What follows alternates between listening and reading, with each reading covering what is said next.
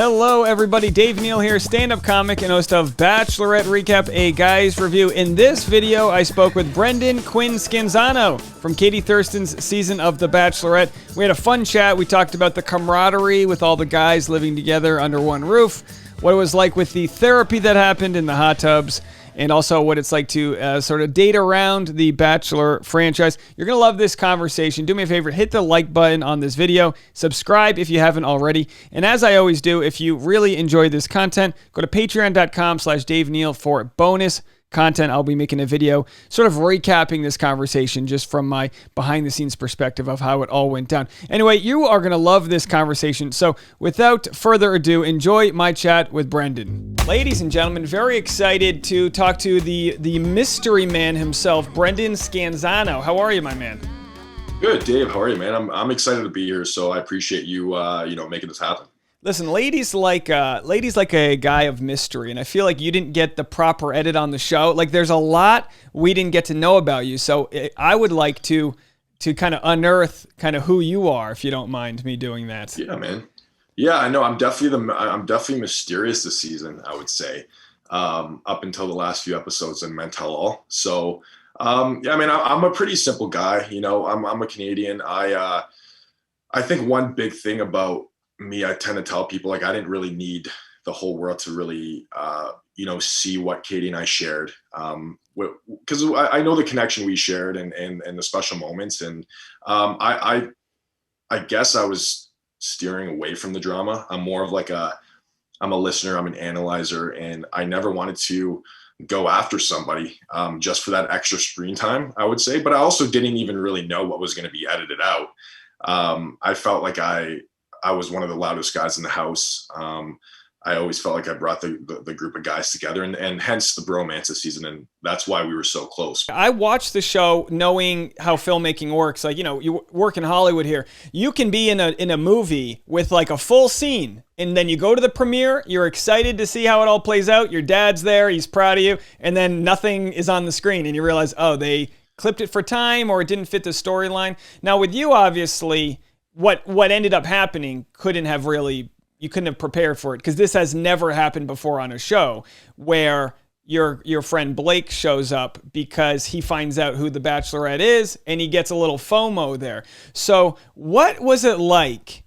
Because if I were in your shoes, I would feel so excited to see a good friend of mine, but then you also realize he is on the other team. He's your competition there. So what was that like, finding out that your buddy was showing up to the show? Yeah, so I think the hardest thing, it wasn't even hard. It was weird because I was with him, leading up to my departure for New Mexico. I was FaceTiming him in the airport, and he was still in Hamilton, and he just said, man, like, be yourself. You're a likable guy. Like, he was helping me with any questions I had about me leading up to leaving, and super helpful. He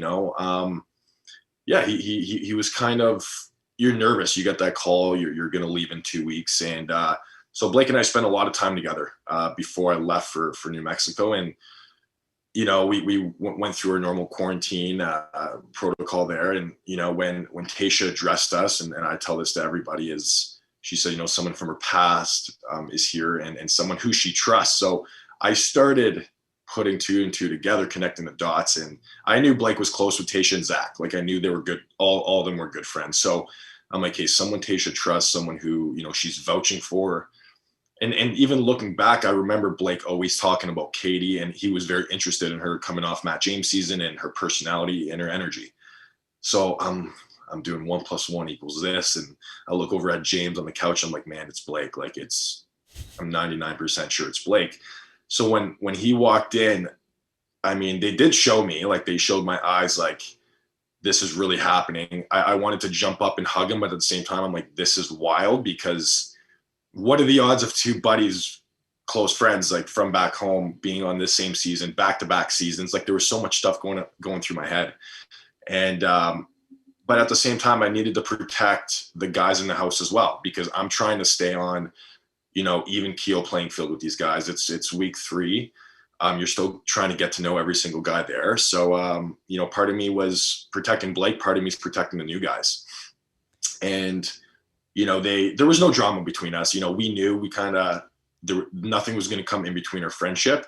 We did tons of sit down chats about the situation. And I had actual, valid questions. It wasn't like, oh, hey man, like stoked to see you. Like, yeah, give him a big hug. And we kind of looked at each other like, this is so weird. Like, this is the weirdest thing. And you're like, this isn't in the hockey handbook where we know don't go. It's like a different rule book happening. Exactly. I was like, okay, so you're not taking one for the team here. You're coming to ruin my life. But no, we looked at each other and we knew this was such a surreal experience, something that we're never going to forget. It was also like, it's once in a lifetime for that to happen.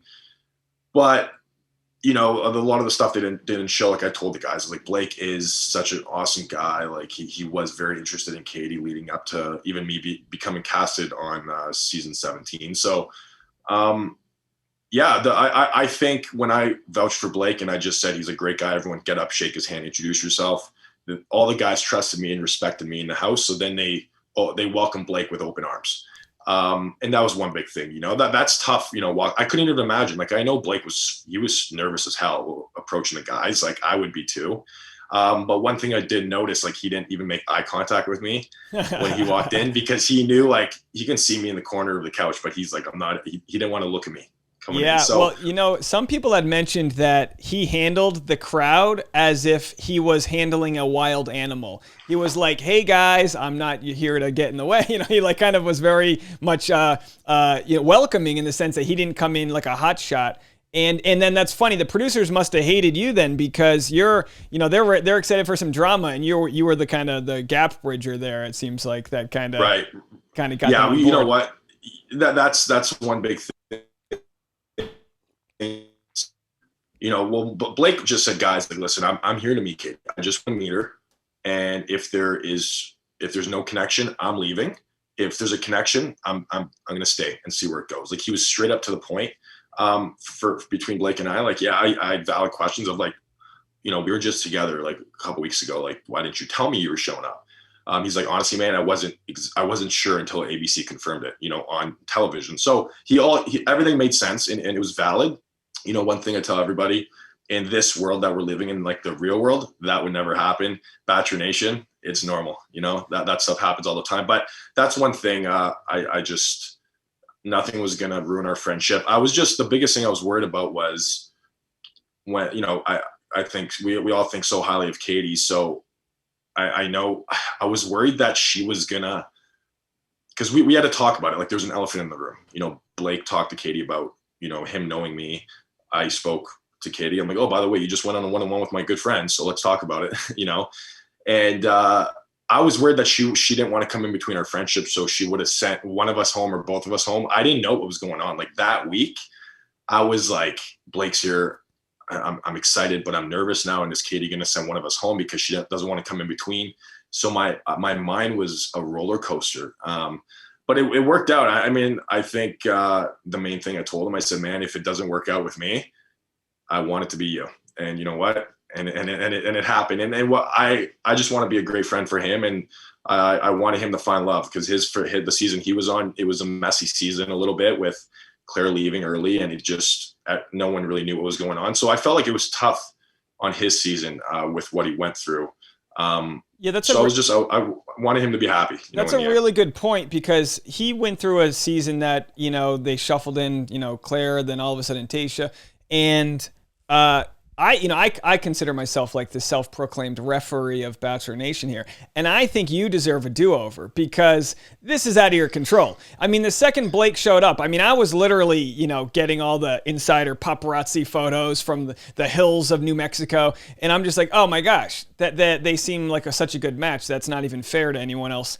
And in the end, right. It's like in a normal scenario, you go to the bars with your buddies. You both might like the girl who walks through the doors and everything. But in the end, it's the girl. It's whichever the one the girl wants to go with. It's like gentleman's cap. All right, you got this. 1,000%. Yeah. Yeah, you can't be mad at it, right? And I knew him walking in. Excuse me. I knew when he walked in, I was like, this is a game changer because I know how he wasn't like set on. It's not like he was set on Katie. But he was very, very interested in, and he always spoke so highly about her. So I knew he was he just wanted to meet her. So I think in his setting, he's like, man, well, she's the Bachelorette. She might be engaged if I don't like there's a potential engagement at the end. I might never meet her. And it showed he had balls. Like, I mean, he wanted to do it and he showed up and he was bold about it. But I feel like, hey, maybe I need a do over, Dave. Maybe I'll show up on a season. I got a little pull. Hey. I got a little pull out there. We'll see what we get. I don't know. Hey, listen. Yeah, no, it was one of the best experiences of my life. I wouldn't change it for the world. I wish they did show a little bit of Katie and I's interactions with just like the little things I did. I did this like Canadian gift basket for her, which was really cool. I put some Canadian beers, some maple syrup, some maple cookies, brought a piece of home. And the maple cookies. Yes. Maple man. Well, I get that too. You know, I have audiences. Thank you, man. I have audiences that send me all the Canadian. I got the tidbits like cereal. They give me the cereal. I've got a whole bunch of someone sent me some Canadian weed too, and I was like, I don't know if that's legal, but I'll take it. Yeah. You'll take it. It's a gift, right? It's like you have to say. I live in California, so I'm like, I don't know if this is I'll take the maple syrup over anything. But, hey, you're technically half Canadian now with that Tim Hortons mug. Yeah, I'll give you you deserve a passport. I think you do. I've always considered. Well, here's my beef I have to pick with you. I do a light Google, just a light Google. I'm not trying to get into the thick of things here. And I see that you went to school in Texas. Now, the Canadians need to stop stealing our women. You've got Caitlin Bristow. She's Canadian. She takes Chris Harrison's job. Then you've got you and Blake are in here, kind of coming for our ladies. What gives? You know what? It's someone asked me that the other year. So someone asked me what would I prefer, like Canadian women or American women. I'm getting a lot of messages from American girls. Hey.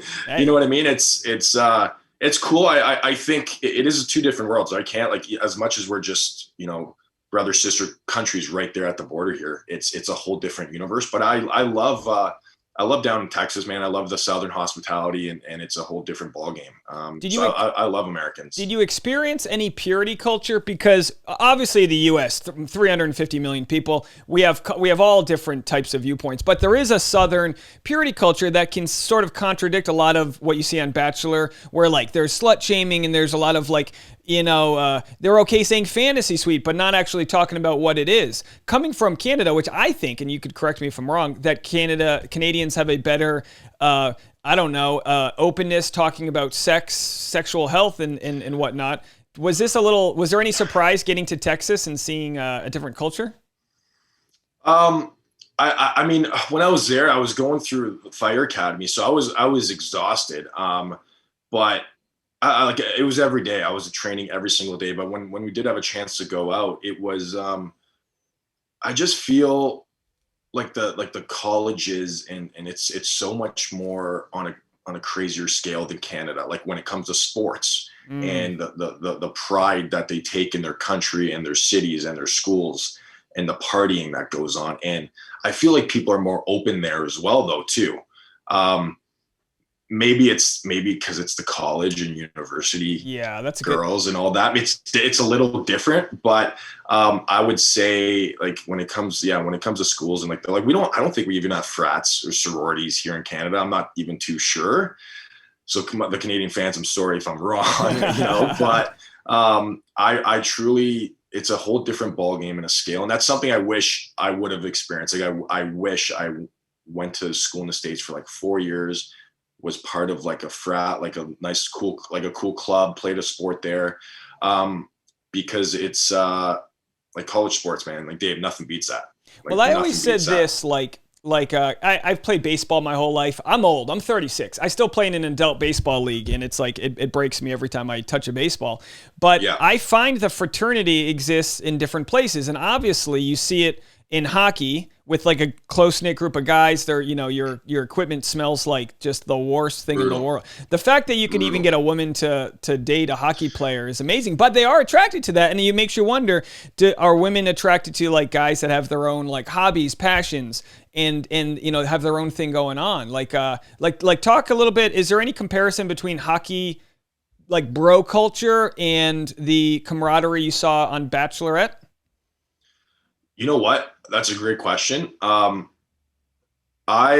love these guys so much from my season, and when people ask me like how are the guys really, like how were they? I'm like, honestly, I love these guys more than I would if they were part of my hockey team or sports team. Like I became closer with these guys, and I played hockey since I was 6 years old, and I've been part of some great championship teams in hockey and sharing some cool moments. But like being on the season with these guys, you dive in so much deeper with when it comes to just hockey. Like it's your brothers if they're on your team, but you're just showing up to practice, you're playing hockey, you're really only talking, in the dressing room for maybe a few hours throughout those weeks. And hence when you get to a higher level, I play junior hockey, you can go to the lounge, the change room, it's basically a house, so you can hang out with the guys. But, you have a cell phone here in the real world, and it's easy to just look down and say, hey man, how's it going? Look down. You don't really tend to get to know people on your sports teams like you do on The Bachelorette. Like here, it's literally, I'm sitting down, I overhear someone talking about their life story. I get pulled in a different direction for a few minutes. I'm like, hey, by the way, don't forget what you're talking. I want to hear your whole life story. Like just open up to me. Like I cried in the hot tub with 3 half-naked guys in New Mexico. If you told me that would happen, I would laugh. I would say there's no chance I would do that. But you just listen to these guys and seeing how well they all carry themselves, but with what they went through in life is probably the coolest thing. Like, Michael A. Hunter, their stories are incredible. And you learn that like no one has, no matter like how you carry yourself in life, no one has that perfect white picket fence. Everyone has gone through a battle there. So, we're all in the same boat when we're on the season. We're all nervous. We're all don't even know what to expect. We're tired, sleepless nights, lots of drinks throughout the day, and you get emotional, man. But it's great though. Oh, like, listen, really is. It's the best thing in the world. As an audience, we get to watch and empathize with people through their everyday kind of journey that we see on the show. And I'm going extra deep in. I'm looking at Michael A. and I'm going through all of his stuff, making videos. I literally couldn't get through a video without afterwards being like, oh my gosh. And I'm tired because I'm recapping this thing 24 hours a day. And I'm like, oh my gosh, I care so much about these strangers. But that's what brings people in. Obviously, you got to love the lead. You got to have a likable person like Katie. But then you get these kind of like side romances that happen. Now, the hot tub, I've always been interested in the hot tub. Is it the same hot tub they use when they're on the one-on-one dates, that wooden jacuzzi, or do they have like a resort hot tub for you guys? Yeah, we had an actual like a ceramic one, or one of those. It was like a silver one. So it definitely wasn't the wooden one at all. I just think that it seemed more rustic in the desert. When I was watching Blake's one-on-one with her last episode. They've recycled that one for years. That's like they recycled that one. I believe I know people were putting memes up with like Matt James season and this. So I saw that, but the one I was in crying with the guys, that was that was just like a normal Arctic spa hot tub. Okay. And I cranked it to 104 and I jumped in and I'm like, let's go. Bro, I don't get in a hot tub if it's under 102. I need to burn my soul in that thing. You need to burn. Yeah. You have to burn your soul. You have to. So I've heard from the locker room culture of some Major League Baseball players that have played in the league for a while. They're before social media and after. And a lot of people have said they used to have a bigger camaraderie because they didn't have their phones doing all the little things, during a rain delay or this or that. And my thought is, by not having your cell phone on The Bachelorette, it really does open up to like having nothing else to do but have deep conversations. Were you able to see a shift in just your way of thinking as far as like not needing to pick up your phone when the morning starts and start the day? Like, what was that in the moment like?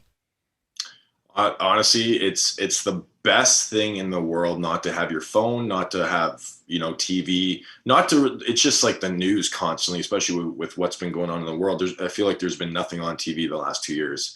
But yeah, you once, you get your phone, taken away, you're not really stressed out. Like you've prepped for this moment, you prepared for it. And, in the real world, you could just go to a bar, sit down, grab a beer, you see somebody, you see your buddy, I'll be like, oh, Davey, how's it going, man? Yeah, work's going well this week. Oh, this pandemic, crazy stuff happening. All right, hey, cheers. And you look at your phone and you're just kind of, when people go on their phones now, they swipe. They don't even text people. They just kind of do it so they don't have to engage in a conversation. So when you're there without your phone, you're forced to have tough conversations that might be sensitive to some people in the real world, but when you're there with nothing and just you, yourself, and like, you know, your heart, you're just talking to these guys, you can ask tough conversations and no one will judge you. You can be like, listen, man, tell me about your life. Like, you know, oh, that seems crazy. And then you can dive in deeper and I'll be like, well, listen, I have something similar.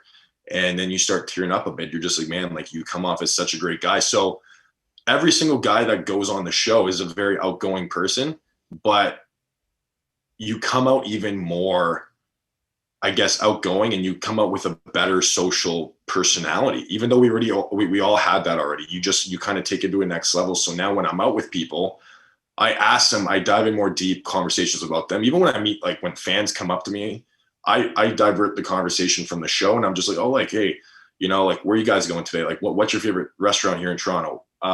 You know, what'd you guys do on the weekend? By the way, this. So I ask so many questions now because I feel like that's just part of my personality now. So you become a better person. I mean, for me, it was like therapy as well. Like it's the best thing, crying, opening up. I mean, it's therapy, you know what I mean?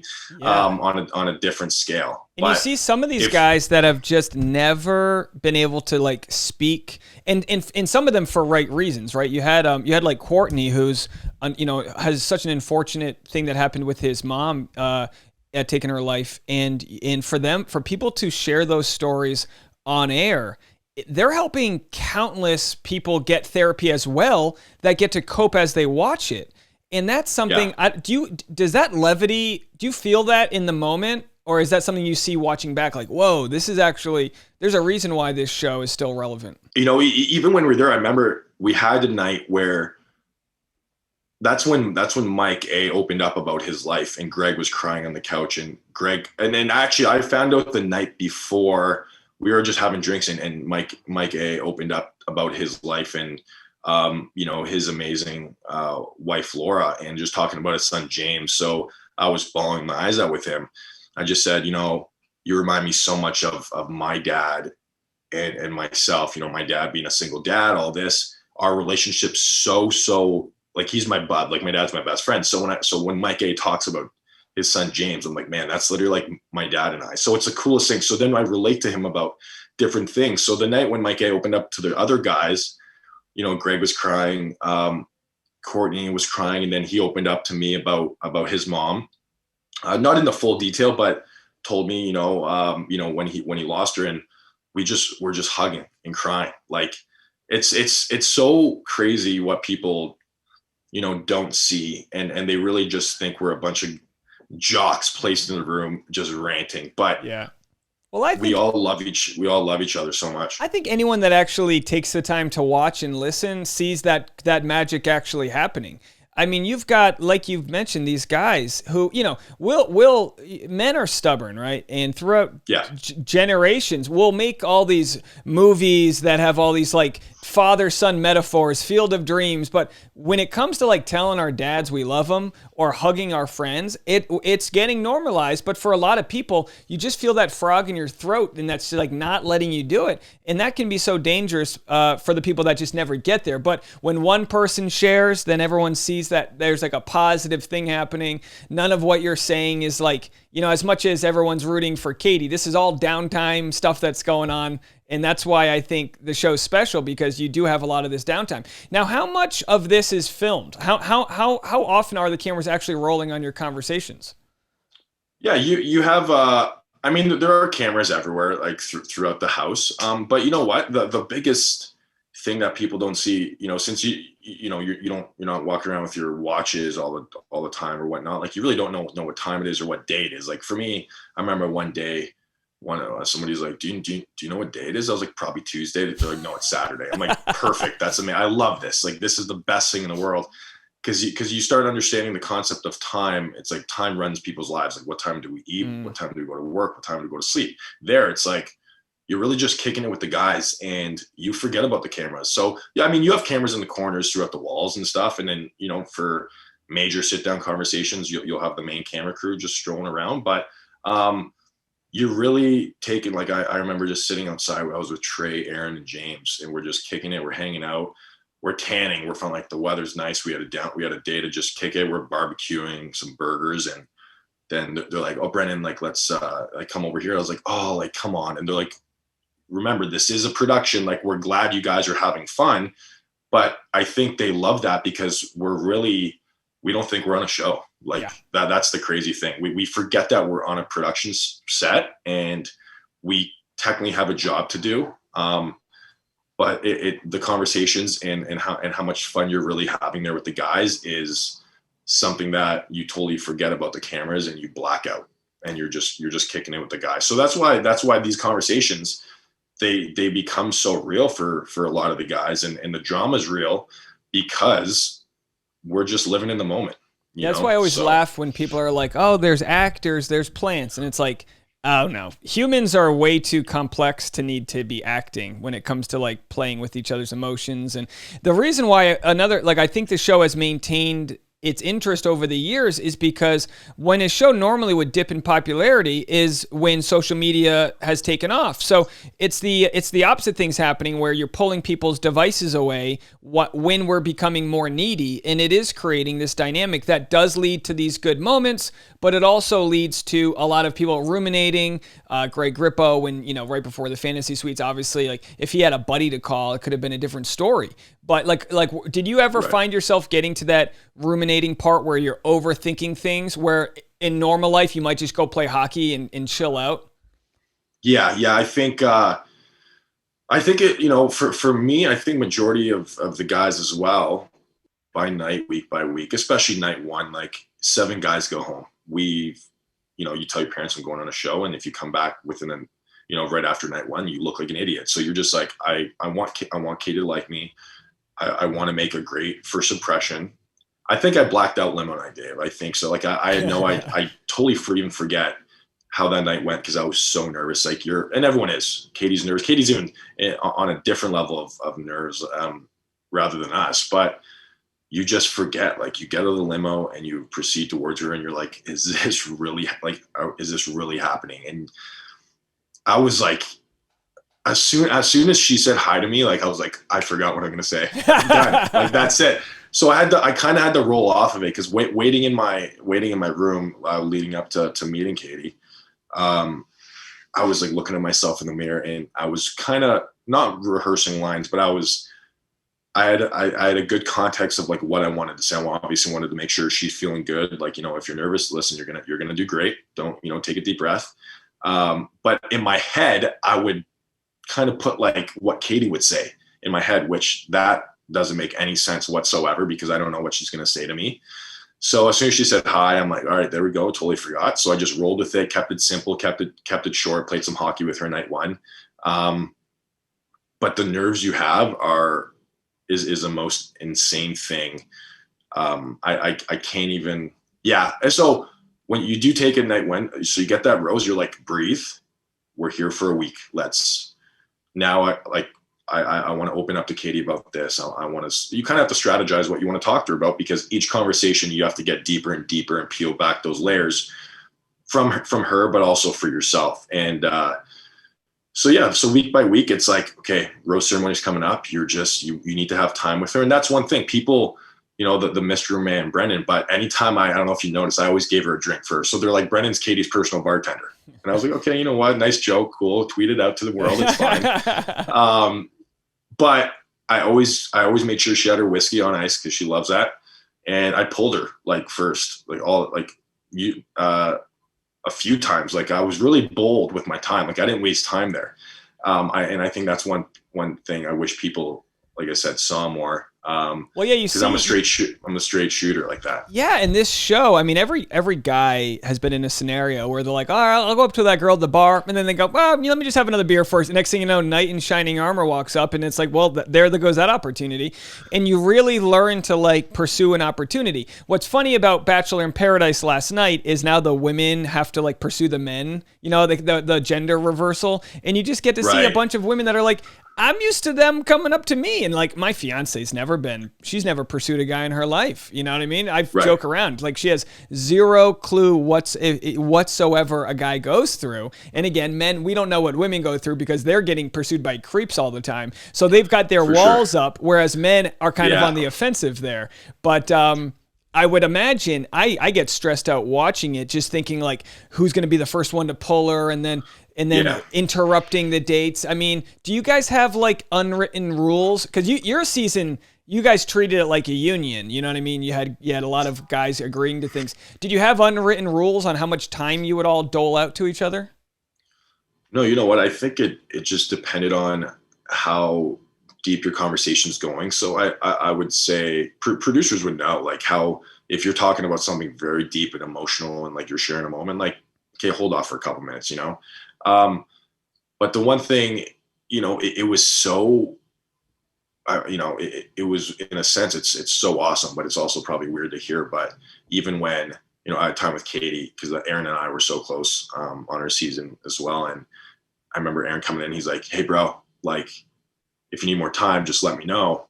But hey, I'm here. I'm like, no man, like, you're good. And then like, we just kind of, you know, give each other like a little handshake and hug it up, be like, hey, take care of her, man. I'll see you out there.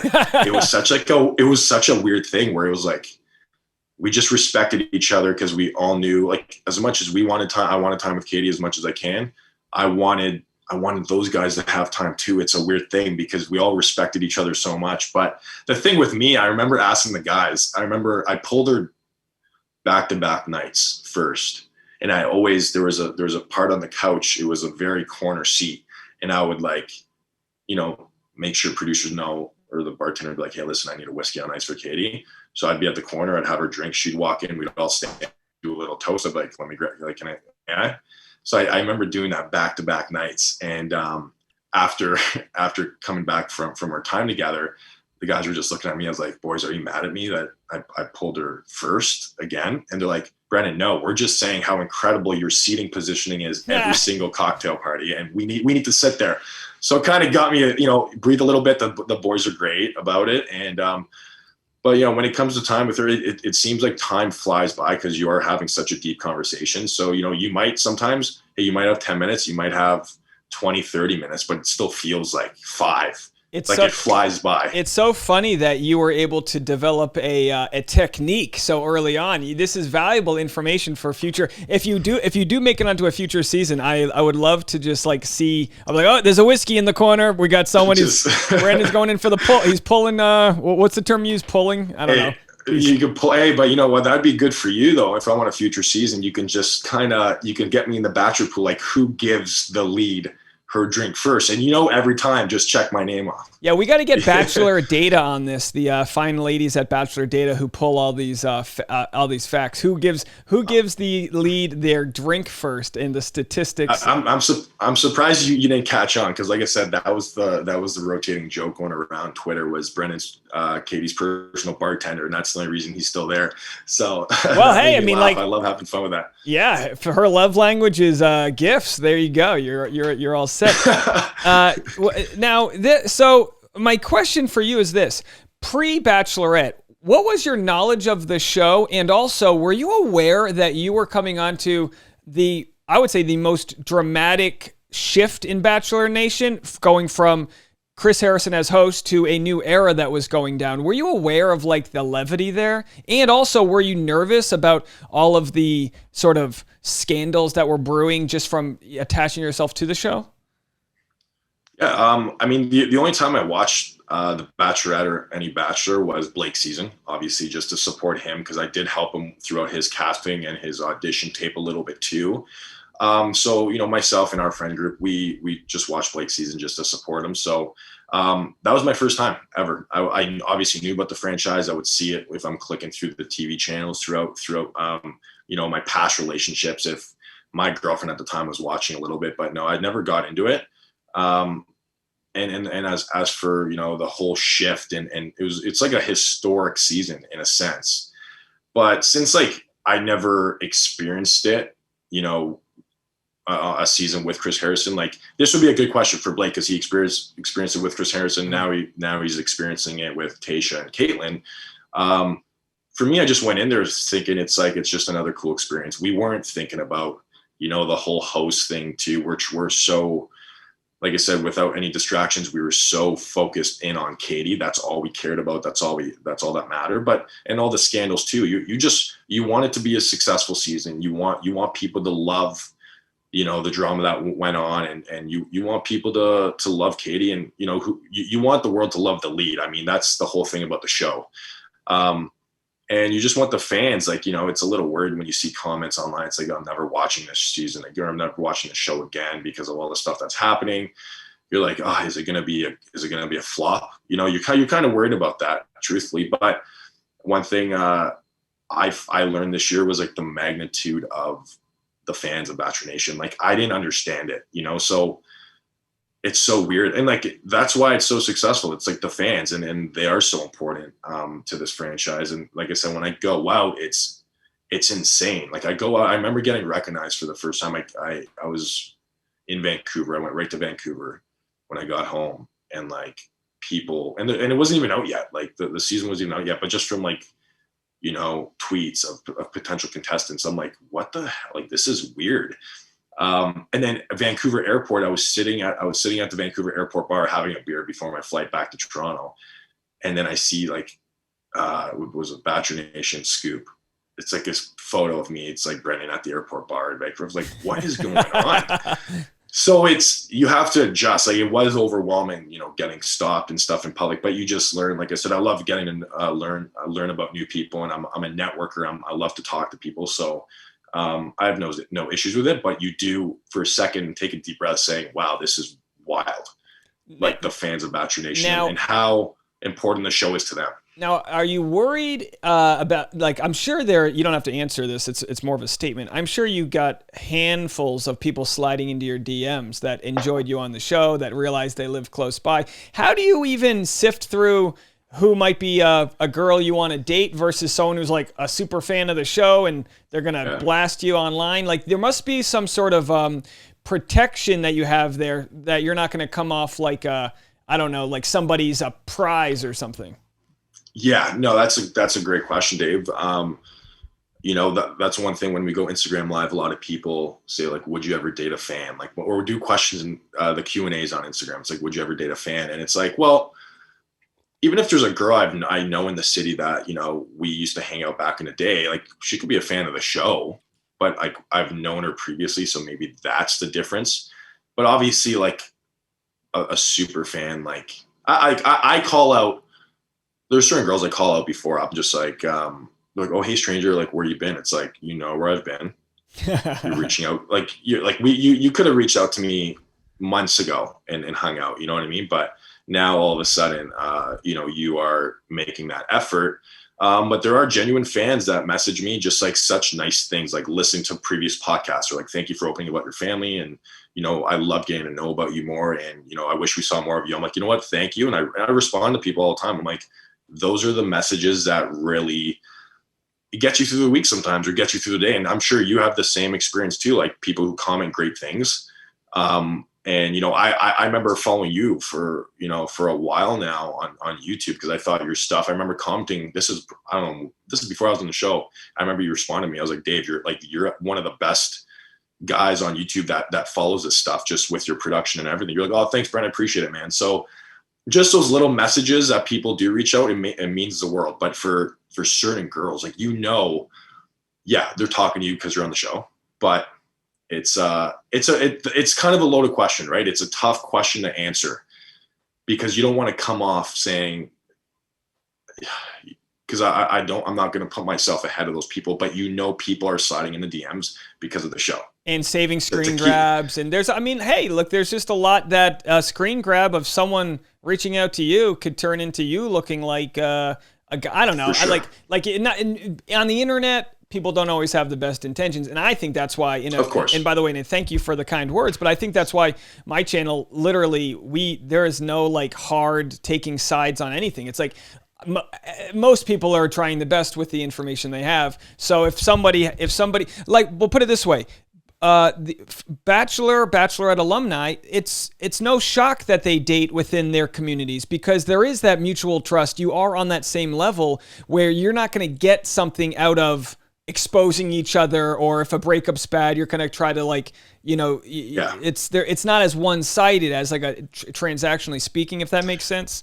So that's exactly what I was going to bring up as well. It's basically hence why everyone in Bachelor Nation, as friends too, we all stick together because no one else knows what we've been through or what we go through post-show. But also we do all trust each other in a weird sense, even though we haven't met yet, we all trust each other. And we all have something to lose. So when we're together, it's like you trust each other because we all have something to lose. Like I said, you said the screen grabs and all that stuff too. But I also like, instead of texting, I'm just like, hey, listen, if I am interested in someone, I'm like, you know what, let's chat, like call me, let's talk. I'm not going to text and have the receipts. You know what I mean? Because those could be, they can be edited. Like, that stuff. Like it sounds wild to think, but obviously as a guy, you want to have a good conversation. You don't want to come off the wrong way or whatever. And it's just, yeah, I totally get it. Now let me ask you this. If there were any contestants from previous seasons, what would your type be? I waited 30 minutes before asking you this, but do you have because we watched like last night, this will come out a few days from now, but I watched on Bachelor in Paradise, guys that maybe had met or hadn't met someone like Serena P. They're like, oh, they were able to develop a crush on her almost just because from watching the show, and you kind of develop a type. Yeah. Yeah. So I the only Bachelor season I watched also, like after I watched the Bachelorette with Blake season, then I watched Matt James a little bit, not even from the beginning, not even night one. Obviously, Serena P. from being from Toronto. I mean, I've reached out to her as a friend, just saying, hey, like, thanks for representing Canada and Toronto so well. Like, I'm sure I'll see you around. And just that's basically the whole context of conversations you do to people. Like, hey, listen, great job this season. If you want to chat, like, shoot me a text or message me. So everything just starts off as friends. But, Serena P. being a Toronto girl, I think she's beautiful. She's great. I know everyone's putting everyone's tagging me and McKenna in memes right now. Oh, really? I didn't know that. They're doing that, and we've chatted, like we all have fun with it and all that too. But I don't really have a crush in Bachelor Nation to be. Yeah, I don't have a crush. I respect the answer. Keeping your options open. I understand. God forbid you say Jasenia, and next thing you know, oh my gosh. Yeah. Could you imagine that if I'm like, yeah, I think Jasenia's hot, and then like a month later I fall in love with someone else, and for the rest of my life she's like, well, why don't you go back to Jasenia? And she brings this podcast up with Dave Neal on YouTube. Let's do it, right? See, I think there's always a potential for a relationship with people from Bachelor Nation. Because everyone's beautiful, like, all the women are beautiful. They all have a crazy, fun personality, and they're all adventurous. And we've all, like I said, we have this Bachelor Nation family we have that in common. So everything always starts off as friends. Like whether it's commenting on someone's photo, like I comment on everyone's photo, you support them. You like their photos on Instagram, and you just keep it very simple until like you really do meet them, and then you see where it goes. That's the only way those relationships happen. But really everything does start as friends, like best friends. Isn't that funny though? Like that you get that like from somebody, the dopamine rush hits, and you go, all right. And then the Instagram algorithm's like, all right, we'll show you some more of this. And it's like, okay, we got a little thing going on here. But then now like the audience sees, and I don't go this far. I pull from other people's like data that they pull. Like I'm not that crazy of a sleuth, but people will be like, oh, Brendan's liked McKenna's photo. She now follows him. And it's like that we're putting together this whole family tree for you guys before you even meet, you know? Yeah, it's happened. It's been like a comment on someone's photo, and then next thing you know, people are commenting back saying, yes, we need this relationship. Both Canadian, now it makes sense, and this, and it's just like, guys, relax, take a breath. Like I'm just having fun with them and supporting their journeys. Yeah, we project wildly. We're like, look, they've got universal health care. They're going to make beautiful kids. We put the whole story together, and that's probably not healthy as an audience that we project so much. But that's kind of what it is. When my fiance and I watch the show, we're watching it essentially rooting on the people we would want to hook up with.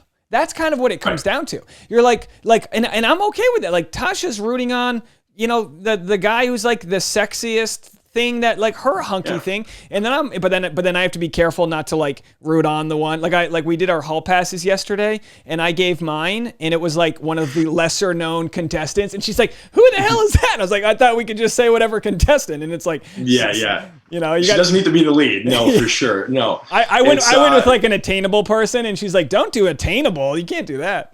Yeah. Go for someone who I know.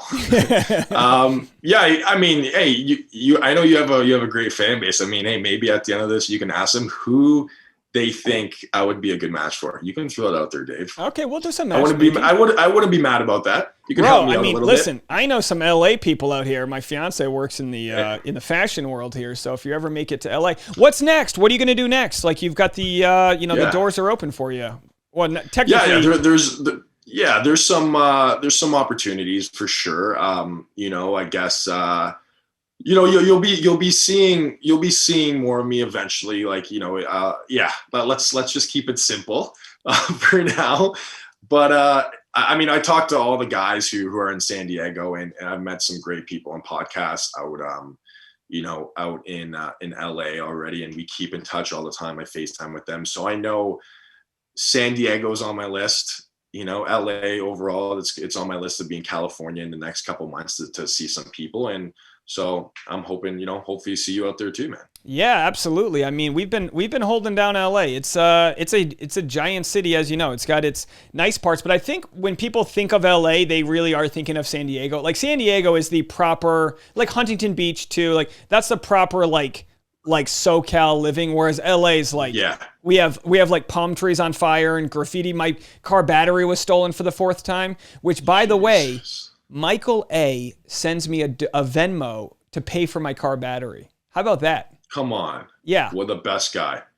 The best guy in the world. I was like, buddy, thanks. But like, you didn't have to. I was like, I felt guilty. I was like, thank you. He sent it anonymously and all that. I'm blowing up his spot. But I was just like, guys, y'all are like, I understand when like fan bases say protect so-and-so at all costs, because we root for somebody and we want to think the best of them and hope that they deliver. Do you feel that pressure at all to like be authentically you and not like, I don't know, ruin whatever opportunities The Bachelor gives you? Yeah, I mean, I went in being myself, and like I said, hence why I just stayed out of the drama, kicked back with a beer, and I was with the guys and focused on Katie and getting those roses week by week. And even out in the outside world now, like, I've went to a concert on the weekend, and hundreds of people stopping me through the weekend, and just like, I think just giving everyone the time of day and just reassuring everyone who comes up to me like, hey, I'm a normal guy, come up, talk to me, like, you want to have a drink, let's have a drink. I just want to, I think, you're representing ABC, you're representing, the Bachelorette and the Bachelor the franchise and all the, producers who work there. And you feel like, you do have a job to do to respect the fans. And like I said, the fans are what makes the show successful. So that's my biggest thing, is just treat everyone with respect, give everyone the time of day, and never put yourself above anyone, no matter who you were on the show or, what type of attention you get. Cause it is, like I said, getting used to, it's weird to even think that people just want to have pictures with me. It's weird, but it's also, it's just cool to meet people, man. And, I've met some fans that were just like, they work for like a concert company to get like concert tickets. And some people work for beer companies, and they're like, hey, I got beer certificates, here's some free drinks. I'm like, you know what? Like, take my number. Like, take my number, shoot me a text. Let's all like go out sometime and let's all kick it. Like, that's one thing.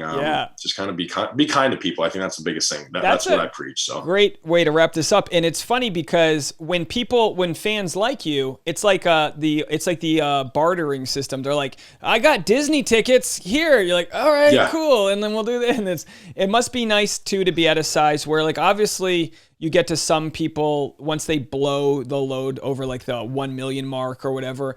I mean, their DMs must be obliterated. I'm overwhelmed by my own DMs, and I have such a modest little thing here that I can't imagine, like, at some point you're almost so popular within the fan base, you have to pull away from that. So it actually must be nice to be in a position where you're getting recognized, but you're not getting hounded in a way that's like, like the neediness that can come from it. Cause it does get, it does boil over to a toxic part, when it gets to a certain size, I would say. Yeah, it does. I mean, there's some days too. It is like, when you're bored, you're scrolling, you just want to go through your messages. And, sometimes I go through my message requests and see like, someone who I haven't spoken to in a while that saw me, walking downtown. There's a lot of the time too. People are like, well, I saw you at the concert, but I didn't want to come up to you. I was too nervous to come up to you. Can you find us and come say hi? And it's just like, that's when it becomes just a little like, hey guys, just come up to me. Just like, I'm a human being.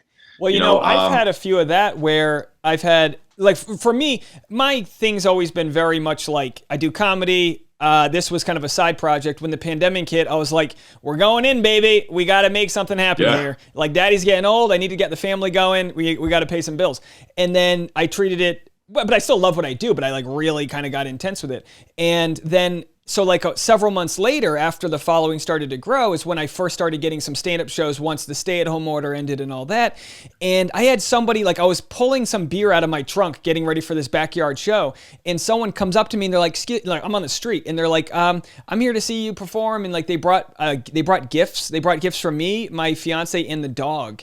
And that was our moment where my fiance and I like looked at each other like, whoa, there's something happening here. Whereas when it's just online, it kind of, you don't almost quantify it. So I'm sure it was pretty cool to see that people are kind of, giving you that good energy and, what you can do with it. It's always good energy. And like that thing with you, like one thing with, I know I laugh at your videos sometimes, you always have these good zingers and sometimes people can't handle that. You know what I mean?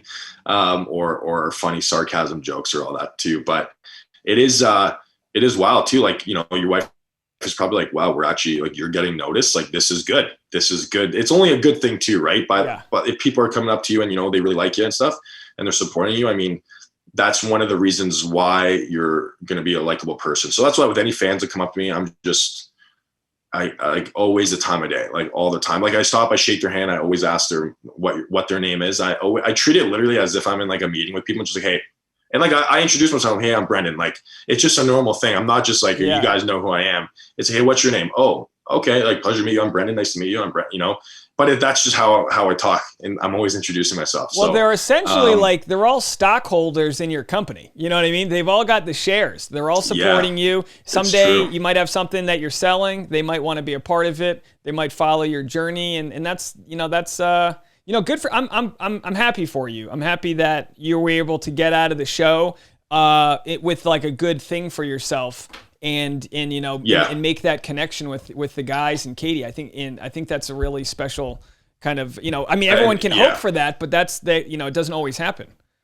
That's the most important thing. It's like you can come out. You can technically come out of the show. In a very bad place with like the world not liking you, or you can come out with the world liking you, or you can be just even keel, or you can come out as a mystery man and then people want to get to know you more, which I'm not complaining about it. It could have been much worse. It could be much worse. So I'm just happy with how everything went, man. And I definitely wouldn't change it for the world. And like I said, there'll be some cool opportunities coming up for sure. And, I'm always following your journey, man. I'm always following your videos, and you crack me up. You and Emily had a good little, oh, she's great. She's the best, man. Unreal. Shout out Emily. She's the best. Gotta love her. And, thank you for joining me. I'm like I said before we went on air, I'm just starting to dabble in the Zoom interview game, but I appreciate it. And I appreciate your vague look forward to what's next. We'll let the audience figure out what that is. And I hope, I hope that we can, link up when our paths cross. But again, thanks so much for taking the time to chat with me. Dave, thanks, brother. I appreciate it. I'm looking forward to chatting again. And when I am in LA, I promise to come see you. You're number one on the list. All right, I'll have a drink waiting for you. How about that? On ice, beers on ice. That's all I ask for. Hope you guys enjoyed that conversation. Don't forget, hit the like button on the way out. Subscribe if you haven't already. And you can go to patreon.com/Dave Neal for bonus content. We will see you guys later. Bye now.